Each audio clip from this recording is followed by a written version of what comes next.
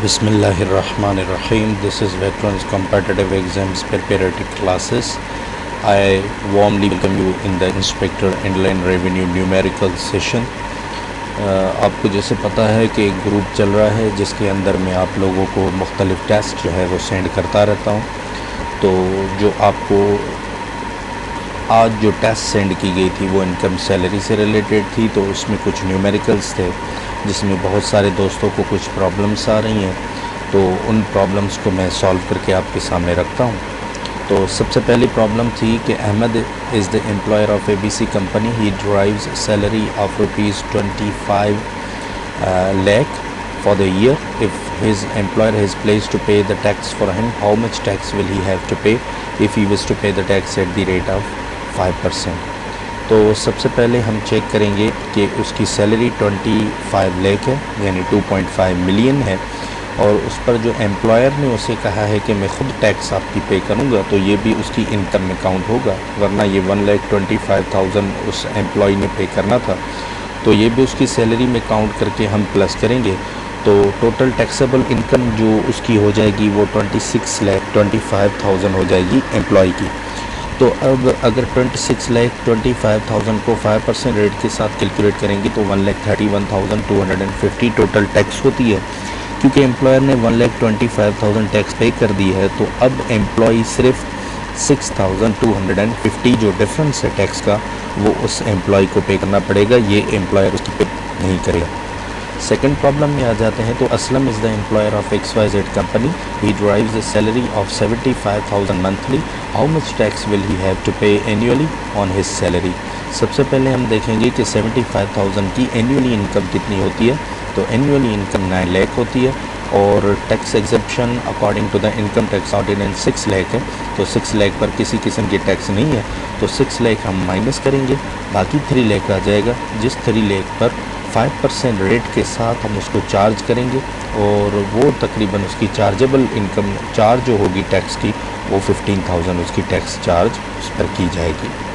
तो third question में आमना एक एम्प्लॉयर है जिसमें आमनाज एम्प्लॉयर अनाउंस्ड रिटायरमेंट स्कीम, यानी आमना का जो एम्प्लॉयर है उसने रिटायरमेंट स्कीम अनाउंस की है, whereby employees were given handshake prior to the retirement. Earlier she derived 2.5 million, यानी 25 lakh salary taxable for the year, and she also received 3 million rupees, means 30 lakh. If her golden handshake is treated as separate block, find out the total tax for the year if her 3 years record shows salary of 38 lakh and has paid the tax liability of 1,30,000। तो अब अगर हम उसकी आमना की annual salary check करेंगे, अब यहाँ पर एक चीज़ काबिल ज़िक्र है, वो ये है कि उसके गोल्डन हैंडशेक को अलग टैक्स स्लैब के तौर पर काउंट किया जाएगा, तो उसमें हम स्पेशल टैक्स रेट ज़रूर इस्तेमाल करेंगे। तो उसकी जो एनुअल सैलरी है आमना की वो 25 लाख है, तो टैक्स स्लैब के मुताबिक उसकी 1,95,000 एक स्ट्रेट अवे उसकी टैक्स बनती है। अब रेट ऑफ टैक्स जो हमें 3 टैक्सेबल ईयर्स के लिए मालूम करना है वो बराबर है A divided by B percentage. तो A divided by B, A किसके बराबर होता है? A बराबर होता है टैक्स लाइबिलिटी फॉर 3 इयर्स जो उसने पे की है टैक्स रिकॉर्ड, और B बराबर होता है 3 इयर्स की उसकी इनकम के। तो उसकी टैक्स लाइबिलिटी को उसकी इनकम के साथ डिवाइड किया जाएगा और मल्टीप्लाई किया जाएगा 100 के साथ, तो रेट आ जाएगा 3.42%। अब ये परसेंटेज उसके गोल्डन हैंडशेक पर अप्लाई की जाएगी जो बन जाएगा 1,02,630। तो हम 1,95,000 और 1,02,630 को प्लस करेंगे तो टोटल हमारा आ जाएगा 2,97,630 उसकी टोटल टैक्स है जो उसे पे करनी है।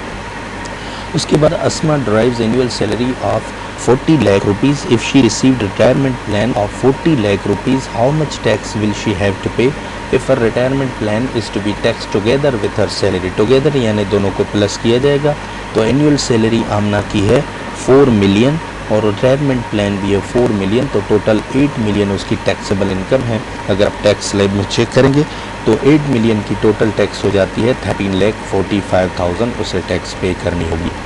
नेक्स्ट है हमारा स्पेशल रेट ऑफ टैक्स, जिसको हमने पहले भी जिक्र किया, ये 3 इयर्स के रिकॉर्ड से रिलेटेड होता है। तो आपकी जो 3 इयर्स की टैक्स लाइबिलिटी है आप उसको डिवाइड करते हैं 3 ईयर की इनकम के साथ, और फिर मल्टीप्लाई करते हैं 100 के साथ, तो आपको स्पेशल टैक्स रेट मालूम हो जाता है। जो यहाँ पर उसकी टैक्स लायबिलिटी 3 इयर्स की 1 लाख है, और जो उसकी टैक्स इनकम है 3 इयर्स की वो 35 लाख है। तो 35 लाख को 1 लाख को हम डिवाइड करें 5 लाख के साथ, और फिर एंड में जो रिज़ल्ट आएगा उसको मल्टीप्लाई करेंगे 100 के साथ, तो हमें टैक्स रेट में हो जाएगा। फिर आगे आ जाता है mister Noman is drawing taxable salary of ₹1,50,000 per month. He was paid salary for 10 months and paid tax and later on received salary of 14 months and again paid tax. How much refund will he claim? सबसे पहले यहाँ देखें कि इसने 10 महीने की salary अलग ली है, उस पर टैक्स पे की है, और 14 मंथ्स की सैलरी अलग ली है जिस पर अलग टैक्स पे की है। तो अगर हम पहले नॉर्मल चेक करें तो उसकी जो सैलरी है एनुअली वो 18 लाख है, जिस पर जो टैक्स स्लैब के मुताबिक टैक्स बनता है वो 90,000 है। तो क्योंकि 10 और 14 24 मंथ्स होते हैं, तो 24 मंथ्स पे वो टोटल अपनी टैक्स पे करेगा 1,80,000। लेकिन 10 मंथ्स की अलग सैलरी पर उसने 60,000 अलग टैक्स पे किया है, और 14 मंथ्स की अलग सैलरी पर उसने 1,35,000 अलग टैक्स पे किया है। तो इन दोनों टैक्सेस को प्लस करेंगे तो टोटल आ जाएगा 1,95,000, जबकि उसे पे करना था 1,80,000। तो अब वो FBR से क्लेम कर सकता है कि उसके 15,000 ज़्यादा काटे गए हैं, तो वो उसे रिफ़ंड कर दिए जाएं, और ये वो प्रूव आसानी से कर सकता है अपनी स्लिप्स के ज़रिए। नेक्स्ट है हमारा कि 5 मिलियन पे कितनी टैक्स पे की जाएगी। टैक्स स्लैब के मुताबिक चेक करेंगे तो 6,70,000 टोटल टैक्स बनती है 5 मिलियन एनुअल सैलरी पे। और फिर हमारा आ जाता है किसी शख्स ने, यानी कोई एम्प्लॉय है जिसको मुख्तलिफ यूटिलिटी अलाउंसेस दिए जाते हैं, तो याद रखें जो डियरनेस अलाउंस हो या बोनस हो या कमीशन हो या यूटिलिटीज़ अलाउंसेस हो, ये तमाम के तमाम इनकम सैलरी में काउंट होते हैं। तो इसी वजह से इन तमाम को 12 के साथ यानी एनुअली के साथ मल्टीप्लाई करके टोटल हम इनकम ड्राइव आउट करेंगे, तो फिर इसकी टोटल इनकम आ जाएगी 8,04,000। अगर वो हमसे इस पर टैक्स डिमांड करता है कि टैक्स कितनी बनेगी, तो हम पहले 8,04,000 से 6 लाख माइनस करेंगे, बाकी 2,04,000 पर हम 5% रेट अप्लाई करेंगे।